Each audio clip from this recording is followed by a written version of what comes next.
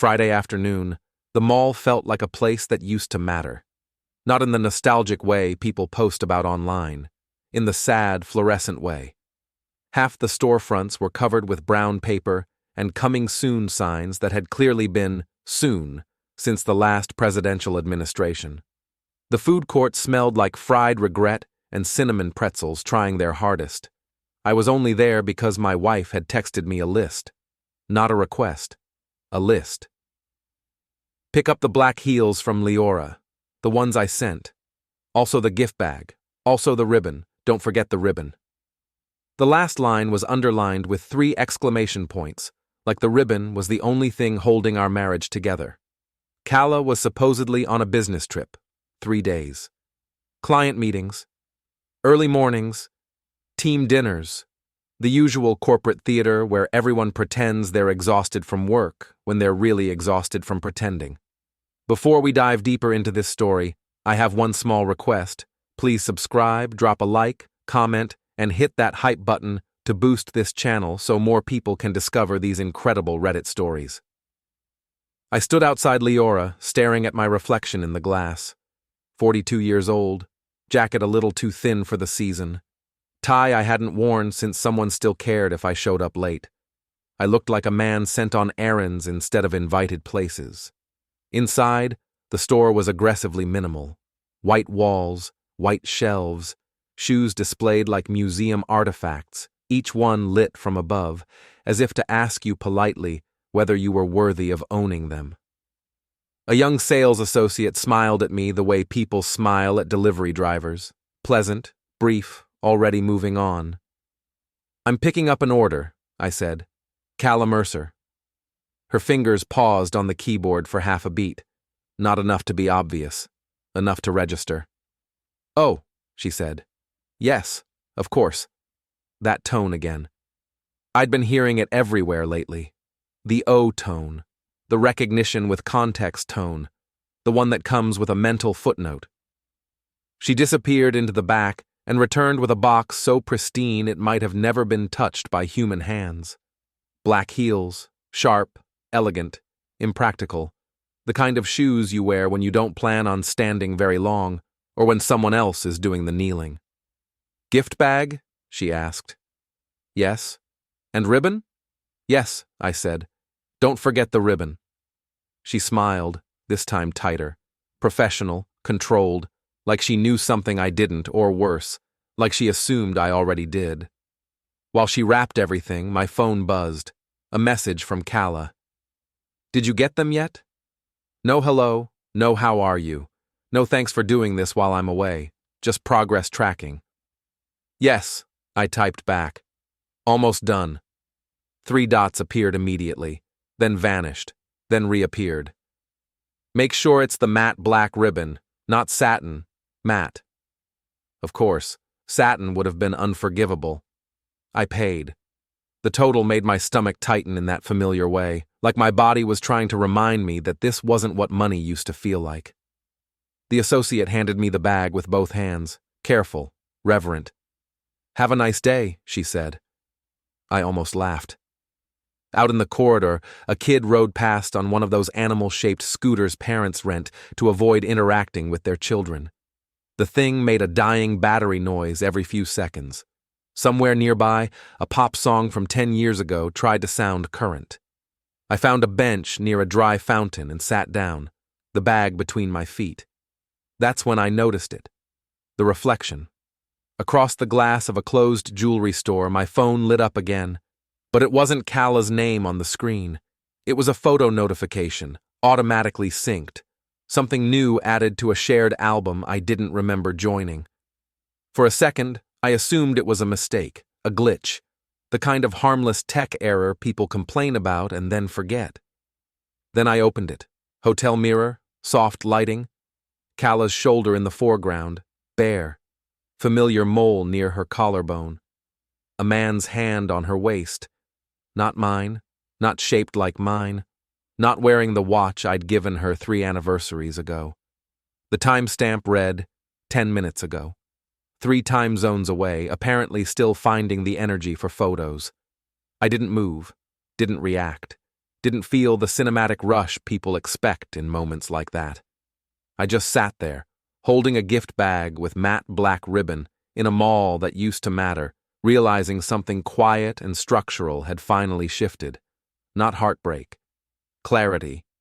And for the first time in a long while, I understood exactly why the ribbon mattered, just not in the way she thought. I pushed through the crowd near the escalator, holding a shopping bag in one hand and my phone in the other, and that's when someone slammed into me hard enough to spin my shoulder.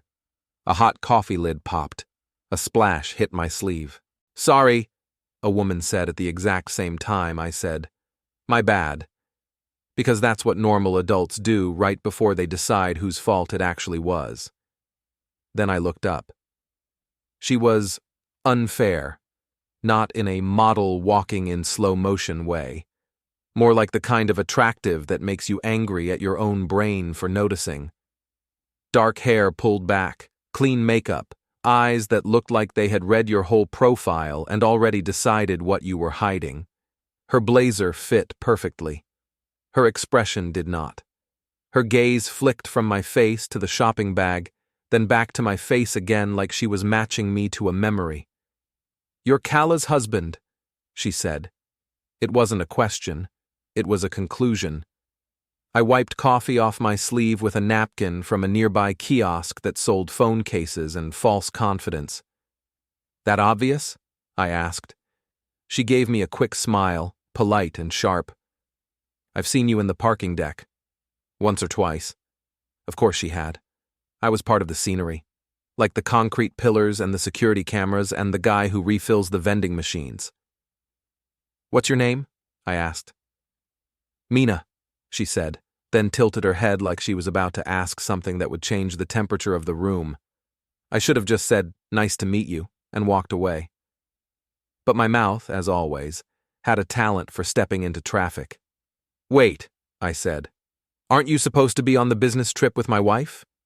Mina didn't blink. Not even a little. She looked at my sleeve, then at the coffee cup in her hand, like she was considering whether honesty was worth the mess. Then she shrugged with the calm of someone who doesn't expect consequences. "She's not with us," Mina said. "She's spending a few days at her boss's place." I laughed. It slipped out before I could stop it. Not because it was funny, because my brain couldn't decide what else to do with that information besides toss it off a cliff and listen for the sound. "My wife is doing what?" I asked. Mina's eyes stayed on mine. "At his place, by the lake. You know the one." I didn't. But Mina said it like I should. Like it was common knowledge. Like I was the last person in the building to read the memo. The escalator hummed behind us. A kid cried somewhere near the arcade. A couple argued quietly by the pretzel stand. The kind of argument where both of them were losing, and neither would admit it. I felt my phone vibrate in my hand. A message from Calla. "Did you get the heels?" I stared at the screen. My thumb hovered over the keyboard like it was waiting for permission to become someone else. I looked back at Mina. "How do you know where she is?" Mina's mouth twisted in a half smile. Not sympathetic, not cruel, just confident. "Because she told me to cover for her," Mina said. "And because people talk. They always do. Especially when someone thinks they're untouchable." That word landed wrong. Untouchable. It belonged to men in corner offices and gated driveways. To the kind of people who smiled in public and behaved like the world was a private room. I swallowed, and my throat felt tight in a way that had nothing to do with coffee. "So," I said carefully, "you're telling me my wife isn't on a trip. She's at her boss's house." Mina nodded like she was confirming the weather. I should have asked 100 questions. I should have demanded details, proof, a timeline. I should have done what betrayed men do in movies, lose control in public and turn my life into entertainment for strangers. Instead, I did the thing I'd been trained to do my entire adult life. I stayed calm. I put the napkin in the trash. I straightened the shopping bag like it still mattered. Then Mina leaned in slightly, lowering her voice like she was offering me a deal. Just forget about her, she said, and then she did something that made my stomach tighten. She smiled, slow, certain. How about having dinner with me tonight instead? I stared at her, not because I wanted to, not because I didn't, because my brain was racing through reasons, and every reason felt like a trap. Mina waited, perfectly composed, like she already knew my answer, and was just being polite enough to let me say it out loud. Behind my ribs, something shifted. Not heartbreak, not rage, something colder, something that looked a lot like clarity. My phone vibrated again. Calla calling this time. Her name lit up the screen like a dare. Mina glanced at it and lifted one eyebrow, amused. I hit decline. Calla called again immediately. I let it ring. Mina's smile widened, just a fraction, like she'd just watched me step onto a road I wouldn't be walking back from. Dinner, she repeated softly. Or do you want to keep buying ribbon while she plays house? I exhaled through my nose. A quiet laugh, more disbelief than humor. Then I heard my own voice, steady and polite, like I was confirming a reservation. Fine, I said. Dinner. And as soon as the word left my mouth, Calla stopped calling, which meant she'd noticed. And whatever she'd been doing by that lake, she'd just paused long enough to feel the first tremor of what was coming. Mina didn't celebrate. She didn't clap. She didn't do that little victorious got you thing people do when they think they've won. She just nodded once, like this had always been the plan. 7, she said. Oak and Ember. It's not fancy, but it's quiet. Booths, low light. The kind of place where people don't pretend they're not listening. I glanced down at my shopping bag, like it might suddenly explain my life to me. Do I show up with ribbon? I asked. Mina's smile twitched. Only if you want to wear it. We walked in the same direction for a few steps, side by side, like strangers who'd accidentally become part of the same scene.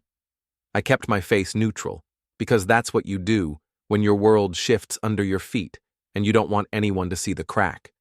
Inside my head, though, everything was loud. Calla at her boss's place, by the lake. A business trip that apparently didn't include a business, a trip, or the rest of her team.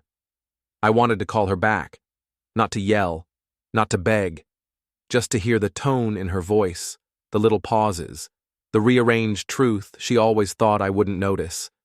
But I didn't. Because for the first time in a long time, I wasn't reacting. I was choosing. At home, I set the heels on the kitchen counter like evidence in a case I hadn't agreed to open. The house was quiet in that fake way, like it was holding its breath. I poured water into a glass, took one sip, and stared at the reflection in the window. The man in the glass looked normal, mildly tired, slight coffee stain on the sleeve. A guy who would absolutely remember the ribbon. My phone lit up again. A text from Calla. Why aren't you answering? I watched the message sit there like a child demanding attention. Then another. Are you mad? I'm in meetings. Meetings. Sure. I typed 3 words. Got the heels. Then I stopped, deleted it, put the phone face down like it was capable of biting me. I walked into the bedroom closet, opened the safe box we never talked about, and pulled out the folder with our insurance documents and house paperwork. Nothing dramatic, nothing cinematic. Just the boring stuff that quietly owns you. I didn't open it, I just held it. Like I was reminding myself, I'm not powerless. I'm just underestimated. At 6:58, I parked outside Oak and Ember. It sat between a yoga studio and a place that sold expensive candles with names like Rainy Memories and Coastal Regret. The kind of neighborhood where people paid extra not to feel guilty. Through the window, I saw Mina already inside, booth near the back, upright posture, calm hands, phone on the table, screen down. She wasn't dressed to impress. She was dressed to move through the world like she owned her choices. I walked in, and a host with tired eyes pointed me toward her without asking my name, because Mina had probably already handled that. Of course she had. The booth was warm. The lighting was forgiving. The music was low enough to make secrets feel safe. Mina looked up. "You came." "I'm here," I said. "Not sure about came." She gave me a look. "You're funny." "I'm coping," I corrected. A bartender approached, not a server, not a kid. This guy was older, solid build, polite without being sweet, the kind of professional who could cut a lemon in a conversation with equal precision. "What can I get you?" he asked. "Water," I said. Mina blinked. "Just water?" I stared at her. "My wife is allegedly in meetings while she's allegedly at a lakeside house. I'm driving later. Water is my big rebellious move." The bartender nodded like he'd heard worse. "Water. Got it." He walked away. Mina leaned forward slightly. "You're not going to ask how I know." "I'm going to," I said. "I'm just deciding which question won't make me look like a fool." Her eyes held mine. No pity, no softness, just something almost clinical. "Your wife isn't careful," Mina said. "She thinks being confident is the same as being smart." I let out a quiet breath through my nose. "That's familiar." Mina tapped the table once with her fingertip. "She told me to cover for her. She said if anyone asked, she was with our team." "Anyone meaning who?" I asked. Mina's mouth curved. "Meaning you." My jaw tightened, but I kept my voice even. "So she planned this." "She planned you not pushing," Mina replied. That landed harder than it should have, because it wasn't an insult. It was an observation, and observations are the hardest things to argue with. The bartender returned with water, 2 glasses. He set them down quietly, like he didn't want to interrupt whatever we were building in that booth. Mina didn't touch hers. I did. 1 sip, cold, clean, a small anchor. "Why are you telling me this?" I asked. Mina's gaze slid toward the front windows for half a second, then back to me. "Because I'm tired of pretending," she said. "And because I don't like your wife." That was honest enough to be useful. "And the dinner invite?" I asked. "That was just kindness?" Mina gave a soft laugh. "No, it was curiosity. And maybe fairness." "Fairness," I repeated, tasting the word like it might be poisoned. Mina leaned in a little closer, voice low. "Your wife thinks she's the only person in the room with options." I stared at her. "And you're here to prove she's not." Mina's smile was small and sharp. Something like that. I was about to ask for the boss's name, then stopped. Names can wait. Names can turn into mistakes. Instead, I asked the only question that mattered. "How long?" I said. Mina didn't answer immediately.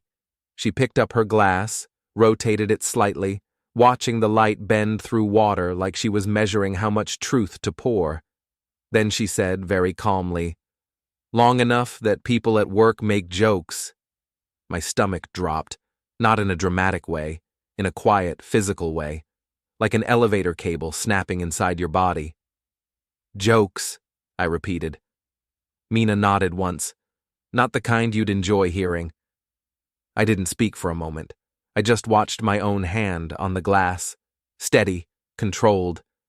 Then I heard myself say softly, "Tell me one." Mina's eyes flicked to my face, searching for something. Anger, panic, denial. She didn't find it, so she gave me a single detail. Just one. The kind that doesn't sound important until it's the only thing you can think about at night. "She leaves her phone face down when he walks into a room," Mina said. "Every time." I felt my throat tighten, because I could picture it. I could picture her doing it at our table, too, whenever she got a message she didn't want me to see. Mina's gaze shifted past my shoulder toward the bar area, and then she went still. Not frozen, not frightened, just alert. The way a person gets when the thing they talked about turns into the thing standing 10 feet away. I didn't turn around right away. I let the tension build, let my mind catch up. Then, slowly, I looked. At the bar, a man in a dark coat leaned on one elbow like he belonged there. Confident posture, expensive watch, the relaxed arrogance of someone who had never had to apologize sincerely. He was laughing at something the bartender said. Then his eyes moved. Past the bartender, past the bottles, past the entire room, and landed directly on me. He didn't recognize me at first. Then he did. Because he'd seen me somewhere. A parking deck, a lobby, a hallway, the harmless husband. His smile didn't disappear. It changed into something smaller, more careful. Mina didn't move. She just watched him like she'd been waiting for this exact moment. And my phone, face down on the booth, vibrated once. A new message from Calla. I didn't flip it over, but Mina glanced at it and whispered, almost amused, "She's checking if you're still manageable." The man at the bar pushed off his stool and started walking toward our booth. He walked like he already knew the ending. Not rushed, not cautious.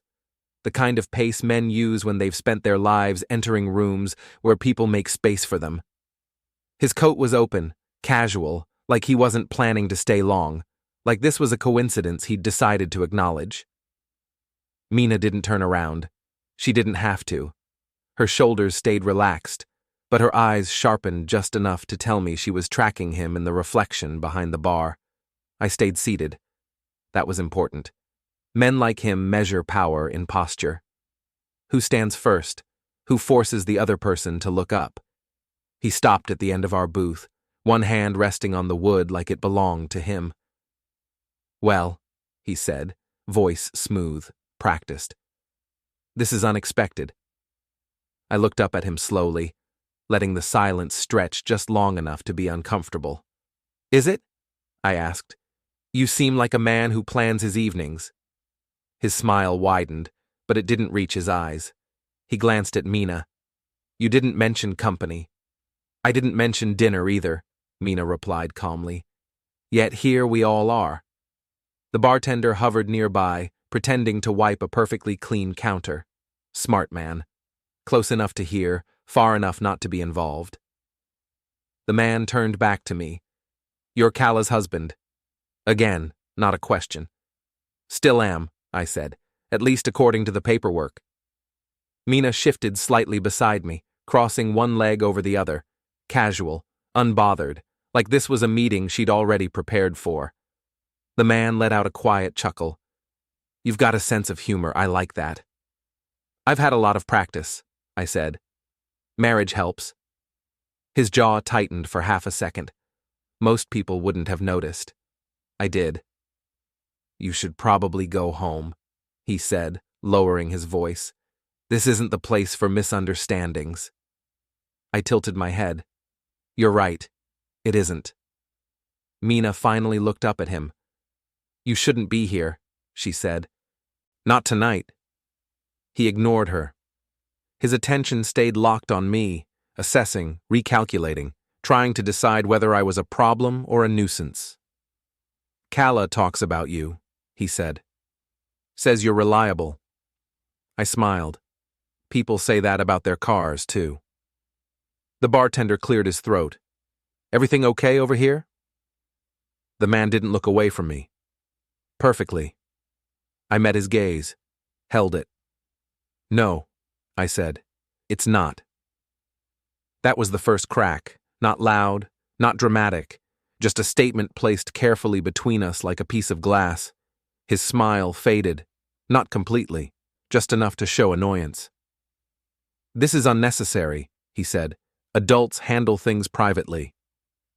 "Then you picked the wrong table," Mina replied. The man straightened, finally looking around, noticing the room the way people do when they realize they're not alone anymore. A couple in the corner pretending not to stare. The bartender definitely listening now. A server slowing down on purpose. Public space changes rules. He exhaled, controlled. "Let's not turn this into something it doesn't need to be." I nodded. "Agreed." He relaxed slightly.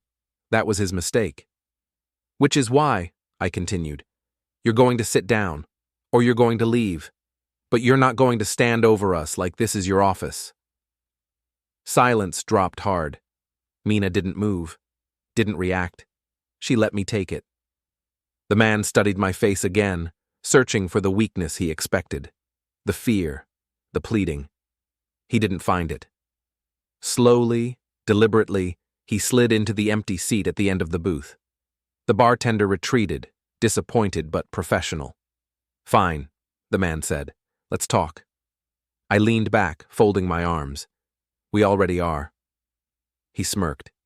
"You don't look angry." "That's because I'm not," I said. "Anger makes people sloppy." Mina glanced at me, something like approval flashing across her face before disappearing again.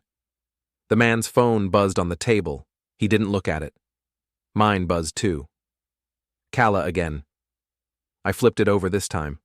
One message. "Where are you?" I typed back 3 words. "At dinner." I didn't add a name. I didn't add a location. I let ambiguity do the work. The man watched my screen like he was reading a slow-motion accident. "You don't want to do this," he said quietly. I met his eyes. "You don't want me to stop." That confused him. Good. Mina leaned in, voice soft but precise. "You should go, before this becomes something people remember." He laughed under his breath. "You think this hurts me?" I shrugged. "I think it introduces me." That landed. His jaw clenched. He stood abruptly, the booth shaking slightly. "Enjoy your dinner," he said. "Both of you." Then he walked out. The door closed behind him with a soft, final sound. For a moment, neither of us spoke. Then Mina exhaled slowly. "That went better than expected." I stared at the door. "No, that went exactly how it needed to." My phone vibrated again. A new message from Calla. "Who are you with?" I looked at Mina. She raised an eyebrow. "Well?" I typed 1 word. "Relax." Then I set the phone down, face up this time. Mina watched it like she was watching a fuse burn. "You realize," she said, "that he won't let this go." I nodded. "Neither will I." Outside, a car engine revved hard and pulled away faster than necessary. Mina's lips curved slightly. "That," she said, "is the sound of someone realizing they misjudged the room." I picked up my glass, took a slow sip, and finally felt it settle in my chest. Not rage, not sadness, momentum. And somewhere by a lake, my wife was about to notice that something had shifted, even if she didn't yet understand how far it was going to move. We paid separately. That mattered more than it should have. Mina insisted without making a thing out of it, sliding her card across the table like this wasn't a date and never had been. A transaction of information, of timing, of mutual curiosity. Outside, the air was cool and smelled like rain that hadn't decided yet. Cars rolled past on the main road, headlights cutting the dark into short, manageable pieces. Normal life. People going home. People with plans that still made sense. Mine didn't. We stood near our cars, not facing each other directly. That subtle angle people take when they're deciding whether a conversation is finished or about to become something else. "You didn't ask his name," Mina said. "I noticed," I replied. "You're not curious?" "I am," I said. "I'm just not ready to give him that much space in my head." She studied me for a moment, then nodded. Smart. Silence stretched, comfortable this time. Then she added, "He's not used to being challenged." "I'm not challenging him," I said. "I'm observing." That earned me another look, this one slower. "Calla picked the wrong person to underestimate," Mina said. I unlocked my car. The interior light came on, revealing the shopping bag on the passenger seat. The ribbon peeked out the top like it was mocking me. "People don't pick," I said. "They assume." Mina paused, hand on her door. "Be careful." I smiled faintly. "I plan to be precise." She hesitated, then leaned in slightly. "If you need confirmation, or context, or someone who doesn't lie to you by default." I'll remember, I said. She got into her car and pulled away smoothly. No dramatic exit. No lingering glance. I sat there for a moment after she left, engine off, phone on the console. Calla hadn't messaged again, which told me more than if she had. The drive home felt longer than it was. Every red light gave my thoughts time to stretch their legs. I replayed the way the man at the bar had looked at me once he recognized me. The recalculation, the shift from amusement to caution. Men like that don't panic. They reposition. I pulled into the driveway, cut the engine, and sat in the quiet. The house greeted me with stillness. No lights on, no sound except the low hum of the refrigerator and the distant bark of a neighbor's dog that always sounded disappointed in the world. I set the shopping bag on the counter. Then I did something I hadn't planned. I opened Calla's laptop. It was already there on the desk, half closed, like she hadn't bothered to hide it. She never did. She believed privacy was something other people worried about. The screen lit up. Password prompt. I didn't guess. I didn't need to. I typed the one she'd been using for years.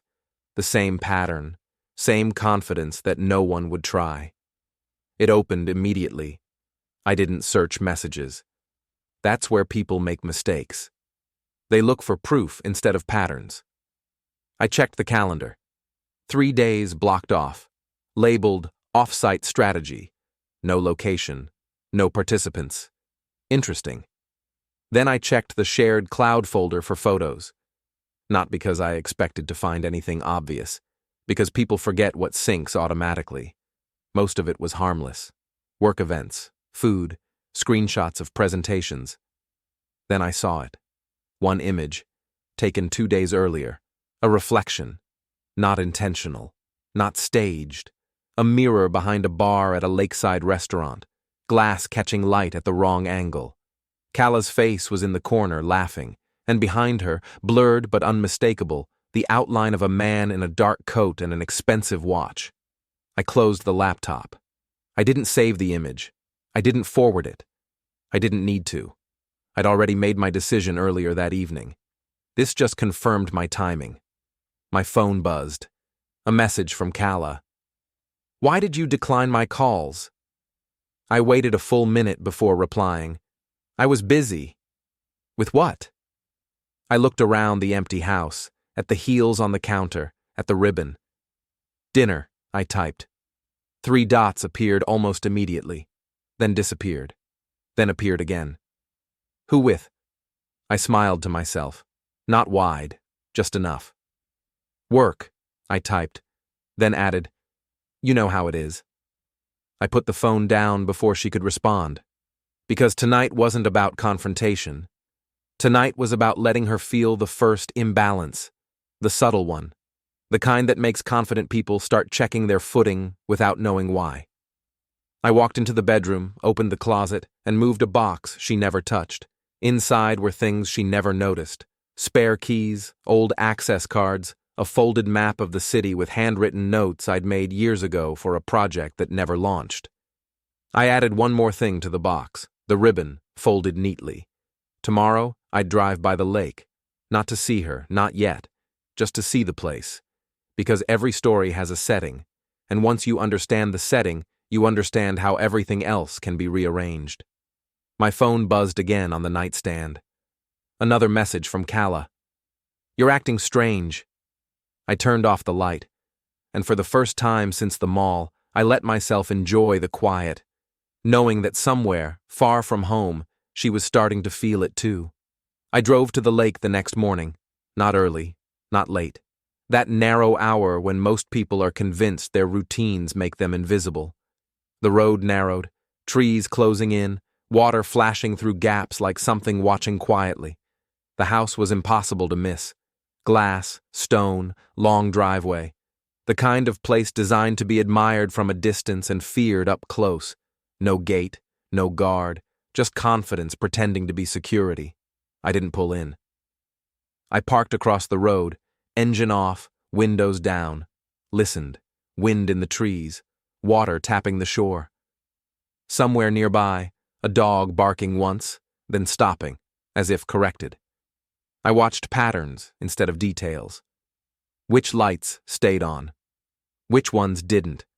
How long the garage door took to close? How many minutes passed before the motion lights relaxed again? People think privacy comes from money. It really comes from discipline. And discipline was missing here. A car I recognized sat in the driveway. Calla's, perfectly centered, like she wanted it seen.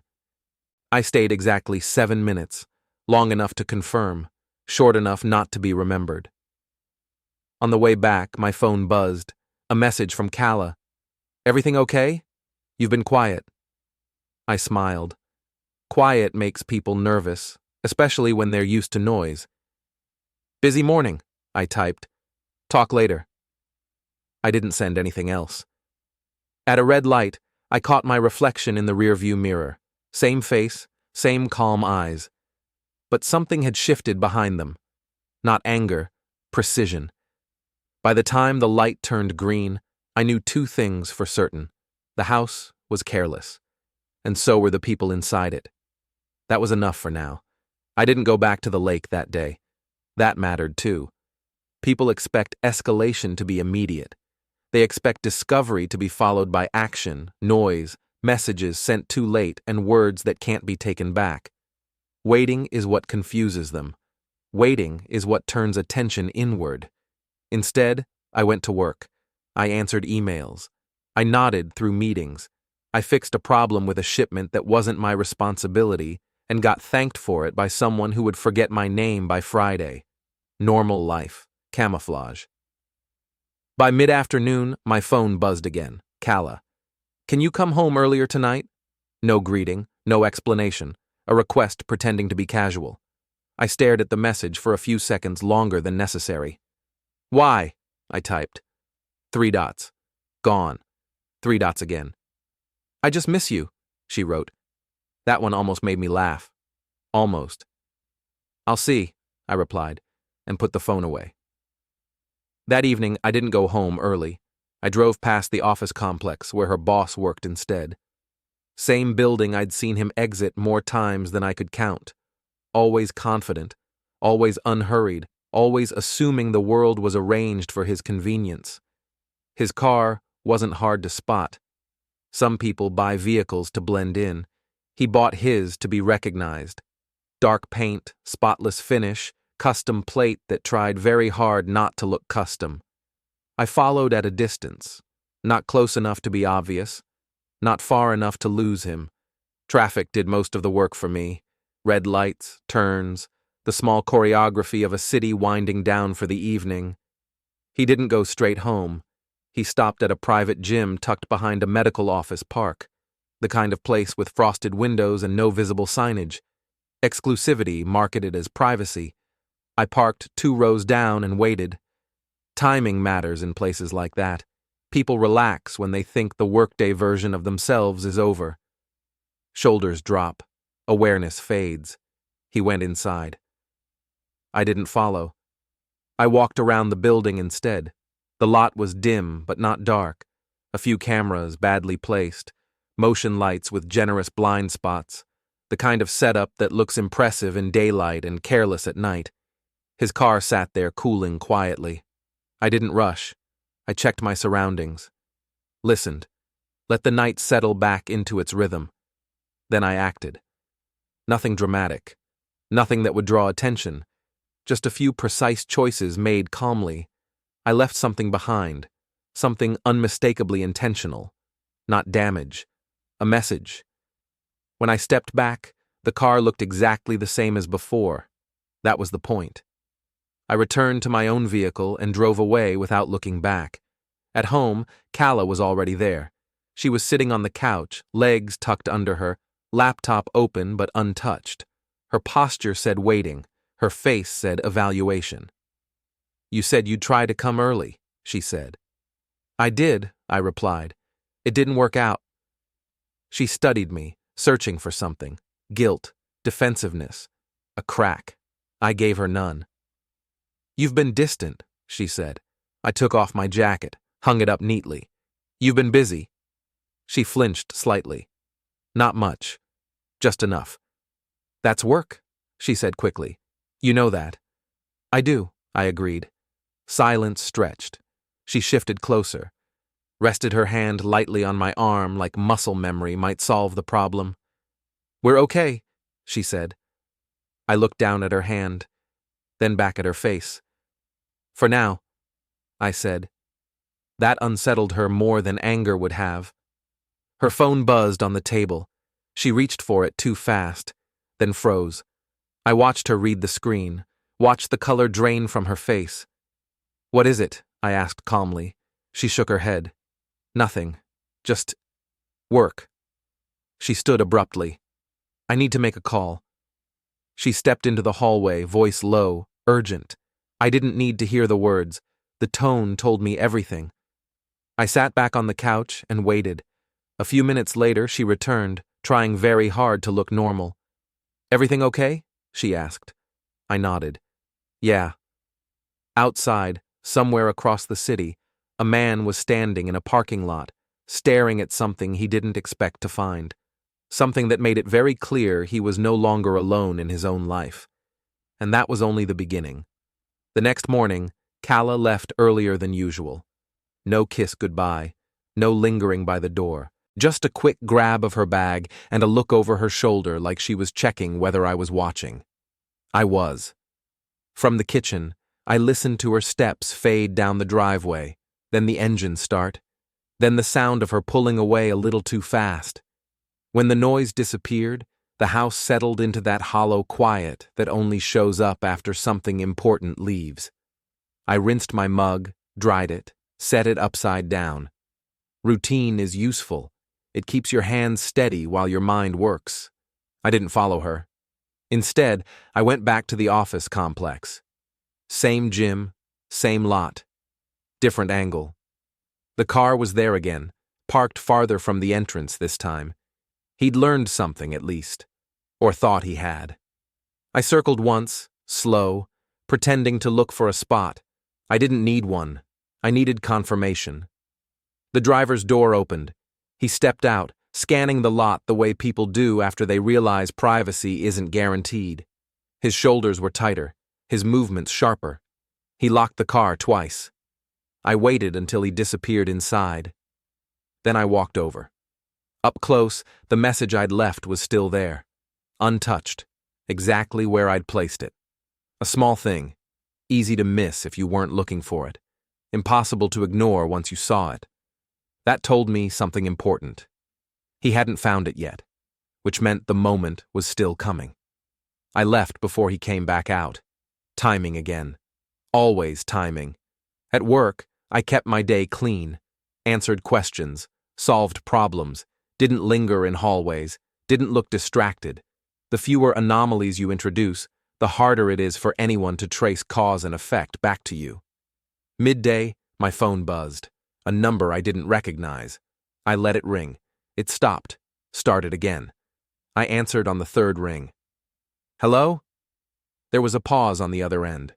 A breath, controlled. Is this Calla's husband? I smiled slightly. Yes. Another pause, longer this time. This is a friend, the voice said. I think we need to talk. Friend, interesting choice. I'm in meetings, I replied. If it's urgent, you can say it now. Silence. Then, I believe there's been a misunderstanding. I leaned back in my chair, watching people move through the glass corridor outside my office like figures in an aquarium. I don't, I said. The voice tightened. You don't even know what I'm referring to. You're right, I said. But if you're calling me, it means you do. He exhaled slowly. I could almost picture him doing it, trying to reset the room. This doesn't need to escalate, he said. That depends, I replied, on what you think escalation looks like. He didn't answer immediately. Good. I respect boundaries, he said finally, and I expect the same. I glanced at the calendar on my screen, empty blocks, clean lines. Then we're aligned, I said. You should probably start acting like it. The call ended without a goodbye. I didn't call back. That evening, Calla came home late. She was quieter than usual, movements careful, like she was navigating a space she no longer fully understood. She talked about work in vague shapes, avoided specifics, avoided my eyes. At one point, she stopped mid-sentence. "You're really calm," she said. "I've had a productive week," I replied. She watched me closely, searching for irony, for threat, for anything she could argue with. She found nothing. Her phone buzzed again. She glanced at it, then turned the screen face down on the counter. That tiny movement told me everything I needed to know. "Who was that?" I asked casually. She hesitated. "Just a colleague." I nodded. "Sounds stressful." She swallowed. "It is." Later, when she was in the shower, I stood in the hallway and listened to the water run. Thought about how easily people confuse secrecy with control. When she came out, wrapped in a towel, she looked at me like she wanted reassurance. "We're okay," she said again. I met her gaze. Held it. "For now," I repeated. That night, she didn't sleep well. I did. The next day, the message was discovered. I didn't see it happen. I didn't need to. I knew because my phone buzzed twice in quick succession while I was at a red light. Unknown number again. Then a text. "We need to meet." No greeting, no name, just urgency. I let the light turn green before I replied. "When?" I typed. "Today?" I smiled, slow and deliberate. "Send a place," I wrote. "Public." The response came almost immediately. Of course it did. He was learning, just not fast enough. He chose a place that tried very hard to look neutral. A cafe wedged between a bank and a dry cleaner, all glass and clean lines and uncomfortable chairs designed to keep conversations short. Noon crowd, background noise, witnesses without attention, smart. I arrived first, picked a table with my back to the wall, sightline to the door, reflection of the street visible in the window beside me, old habits from a life where mistakes had consequences. I ordered coffee I didn't plan to finish. He walked in exactly 2 minutes late. Not enough to be rude, enough to signal control. Up close, he looked slightly different than he had at the bar. Same confidence, but tighter around the eyes. Jaw set like he'd been practicing what to say and wasn't convinced by any version of it. He sat without asking. "Thanks for coming," he said. "I said public," I replied. "You picked well." He nodded, glancing around. "I thought you'd appreciate discretion." "I appreciate honesty," I said, "but we'll work with what we have." His mouth twitched. He didn't like that.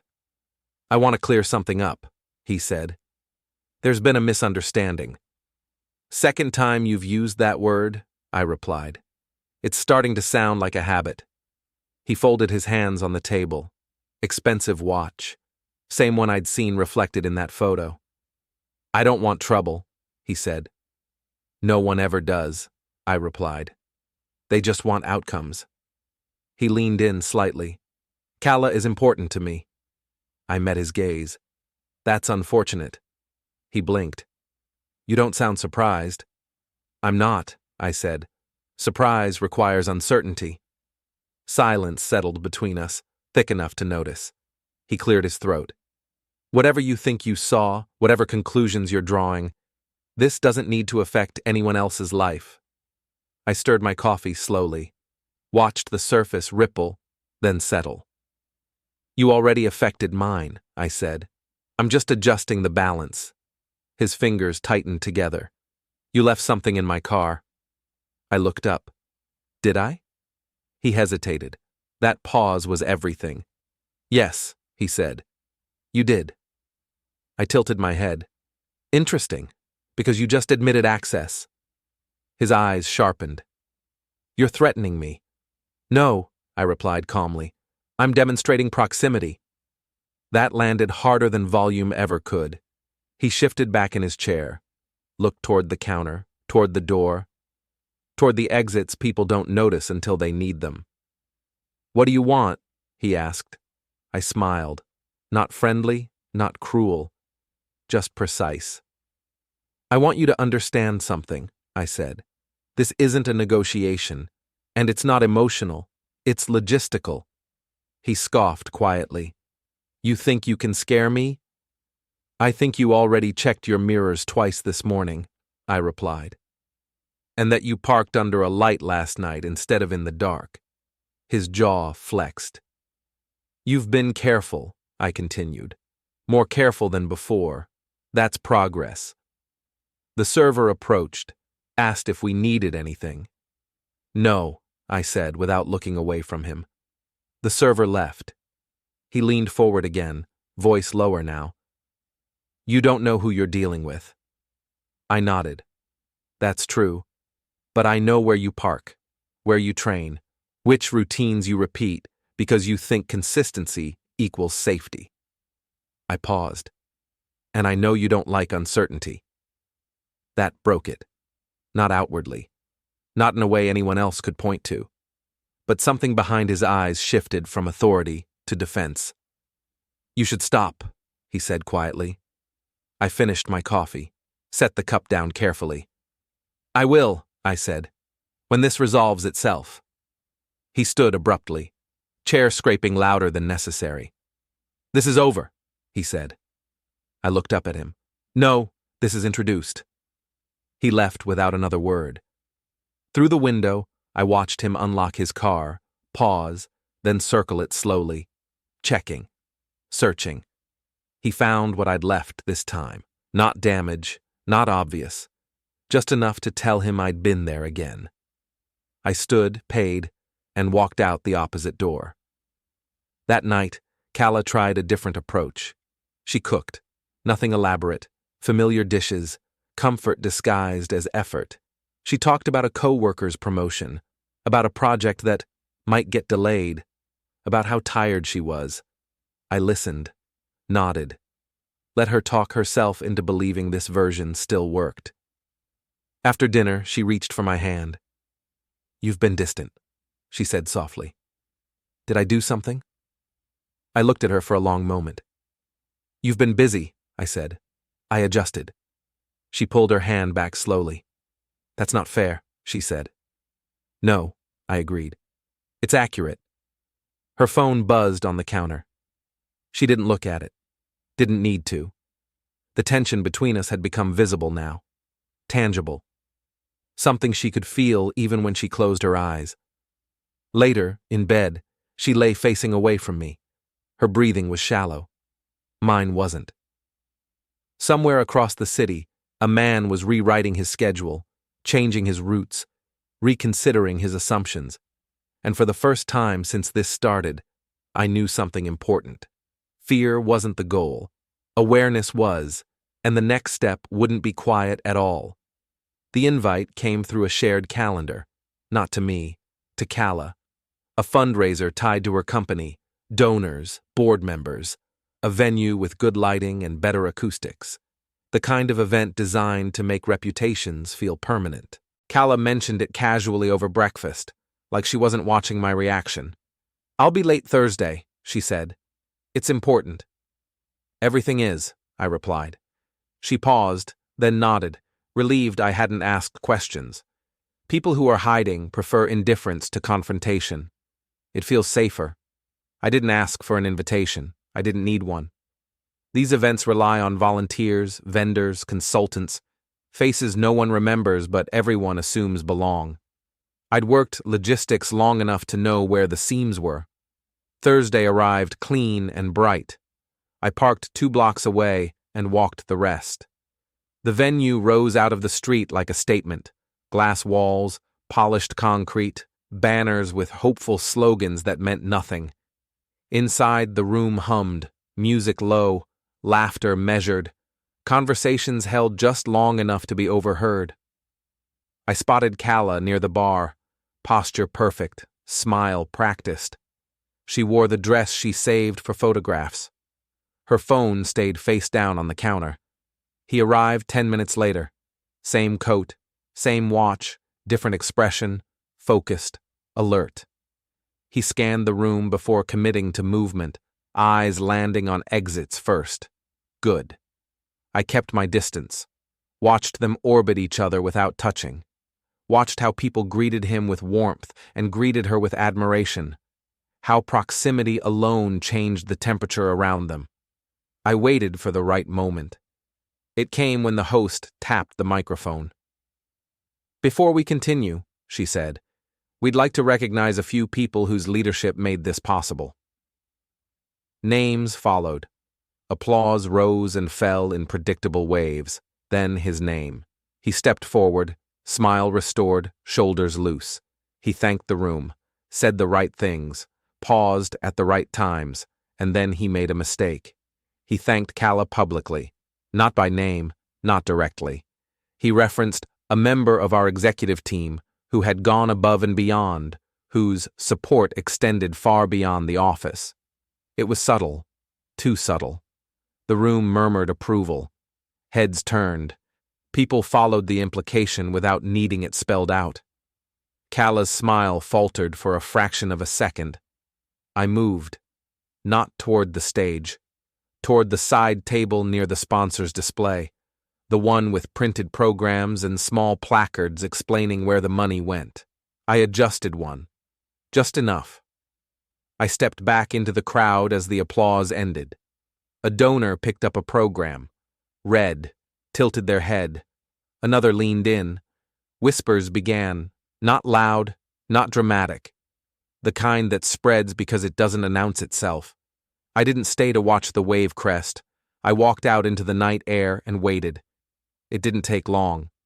My phone buzzed. "Calla." I answered. "Are you here?" she asked, voice tight. "I was," I replied. "Did you do something?" she asked. I smiled into the dark. "Did something happen?" She didn't answer right away. "I need to find you," she said. "Finish your event," I replied. "People are watching." That mattered to her. I could hear it. She hung up. Inside, the room had shifted, not collapsed. Shifted, the way floors do before anyone notices the tilt. He would feel it first. By the time Calla made it outside, I was already gone. Later that night, she came home shaking, not crying, not angry, shaken. She set her bag down carefully, like it might break if she moved too fast. "Someone's spreading rumors," she said. "Things that don't make sense." I took off my shoes. "People talk." "This isn't normal," she said. "They were looking at me differently." I met her eyes. "They always do when stories change." She swallowed. "Do you know anything about this?" I considered the question. The weight of it, the timing. "I know," I said, "that you don't control rooms the way you think you do." Her face drained of color. "You're scaring me," she said. I nodded. "Good. That means you're paying attention." Her phone buzzed again. She didn't check it. Neither did I.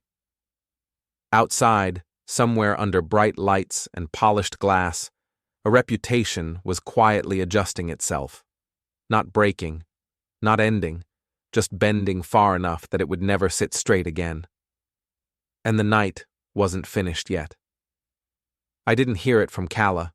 I heard it from Mina. She called late after most people had convinced themselves the day was over. No greeting, no warm-up.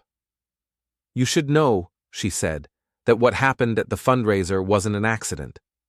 "I assumed that," I replied. A pause, then, "But it also wasn't your idea alone." I leaned back in my chair, staring at the dark window. My reflection looked calmer than I felt. "Go on." "He's been circling an internal promotion," Mina said. "A big one, untouchable status, the kind that makes problems disappear." "And Calla?" I asked. "She was the liability," Mina said, "not the partner." That was the twist. Not romance, not passion, positioning. "He planned to move forward," Mina continued, "and let her take the hit. Quietly. He already had replacements lined up." I closed my eyes for a second, not because it hurt, because it clarified everything. "When?" I asked. "Tonight," Mina said. "He's meeting her, private, same house by the lake." I stood. "You shouldn't go there," Mina added quickly. "Not now." "I'm not going for them," I said. I'm going for him. She hesitated. Then don't underestimate him. I already did, I replied. Once. I hung up. Calla was waiting when I got home, sitting, still, no performance left. He's abandoning me, she said the moment I walked in. He says it's complicated.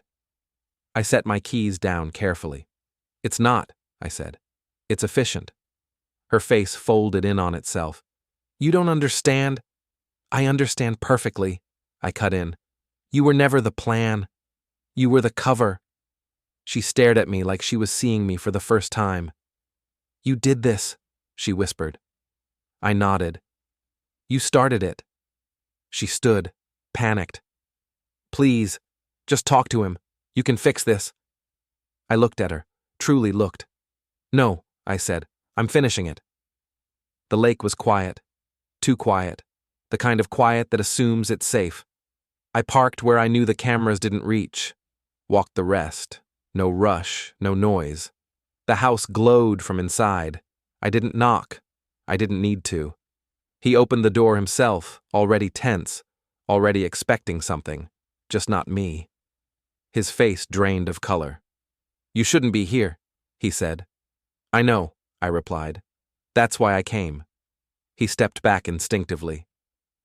We stood in the entryway, glass walls behind him, water reflecting faint light like it was watching. This has gone far enough, he said. You've made your point.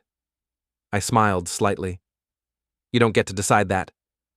He tried authority. You're out of your depth. I stepped closer, slowly, close enough that he had to lean back. You used her, I said. You used your position. You assumed silence would protect you. His jaw tightened. What do you want? I reached into my jacket and placed something on the console table between us. Not papers, not images, not anything illegal. A simple object, the one thing he knew should never have left his possession. His expression changed instantly. How did you get that? He asked. I leaned in. The same way I got into your routines. You didn't guard what you thought you owned. His voice dropped. If this goes public, it won't, I said. That would be messy. This is cleaner. I stepped back. Tomorrow, I continued, you'll withdraw your name from the promotion. You'll recommend someone else, publicly, voluntarily. He shook his head. You can't make me. I tapped the object once with my finger. You already decided, I said. You just haven't admitted it yet. Silence stretched. Outside, water moved gently against the shore. Finally, he swallowed. And Calla? I met his eyes. She was never the threat, I said. You were. I turned toward the door. Behind me, his voice cracked. You think this ends it? I paused. No, I said. This ends you. I opened the door. Didn't look back. Didn't wait for a reply.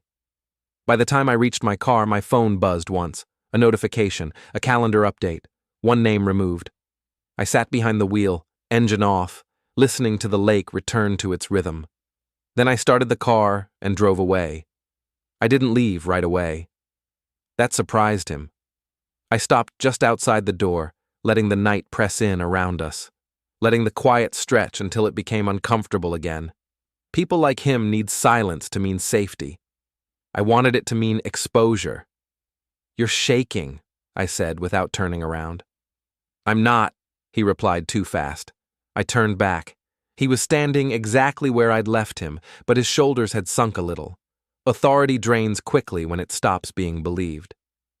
You should sit down, I said. I don't take orders from... I took one step toward him. That was enough. He sat.